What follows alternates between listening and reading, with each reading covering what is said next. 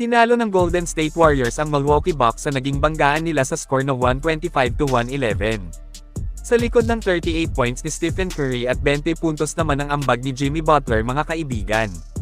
Pero ang isa sa nagpanalo para sa Dubs ay itong si Quinton Post. Grabe ang naging shooting ng Warriors rookie center sa fourth quarter kalaban ang Bucks. Kitang may mataas na nga itong confidence sa bawat laro, parang hindi na natin siya nakikitaan ng bakas ng pagiging baguhan pa sa liga. Nagkakaroon na ito ng malaking ambag sa rebound at depensa sa loob, matik naman yan kung iisipin kasi may tangkad talaga si Post. Pero ang isa sa pinakamatinding asset nito ay ang kanyang matinik na tira sa 3-point area mga kaibigan. Pamukol ito ng back-to-back threes versus Bucks sa crunch time, dahilan kung bakit mas lamubo pa ang kanilang lamang laban sa home team.